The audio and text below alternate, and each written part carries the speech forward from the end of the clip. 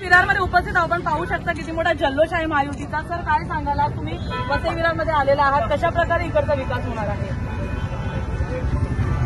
या देशाचे पंतप्रधान माननीय नरेंद्र मोदी यांनी जे विकासाचं धोरण गेल्या 10 वर्षापासून अवलंबलं आहे, त्या विकासाच्या वाटेवर संपूर्ण भारतवर्ष हा चालतोय आणि त्याचे प्रत्यक्ष त्यांनी ज्या योजना आणल्या त्याच्या प्रत्यक्ष लाभार्थी करोडो लोक आहेत।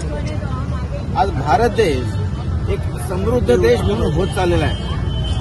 गेल्या 10 वर्षातलं त्यांचं काम हे त्यांनी सांगितलं की हे तर फक्त ट्रेलर आहे, परंतु गेल्या अजून 25 वर्षाचा विकसित भारतचा संकल्प त्यांनी सोडलेला आहे आणि त्यामुळे आत्ताची ही जी काय निवडणूक आहे ती भारत देशाची निवडणूक आहे, विकासाची निवडणूक आहे आणि म्हणून हे प्रत्येकाचं जे मत आहे, महत्वाचं मत आहे, जे हक्काचं मत आहे ते मोदीजींना दिलं पाहिजे, कमळाला दिलं पाहिजे आणि महायुतीचा उमेदवार म्हणून आज मी इथे सर्व महायुतीच्या सर्व जिल्हाध्यक्ष, तालुकाध्यक्ष, सर्व कार्यकर्त्यांच्या समवेत आज इथे मी आहे।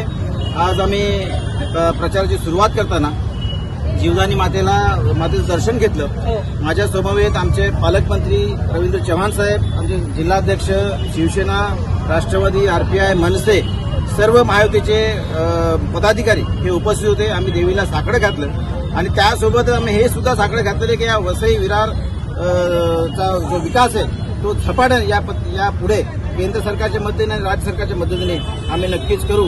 या राज्याचे मुख्यमंत्री एकनाथजी शिंदे असतील, या राज्याचे उपमुख्यमंत्री अजितदादा पवार आणि आमचे नेते उपमुख्यमंत्री देवेंद्रजी फडणवीस यांच्या नेतृत्वाखाली महाराष्ट्र झपाट्याने पुढे चाललेला आहे, विकासात्मक दृष्टीने पुढे चाललेला आहे आणि त्या विकासात्मक दृष्टिकोनातून वसई विरार मागे राहायला नाही पाहिजे।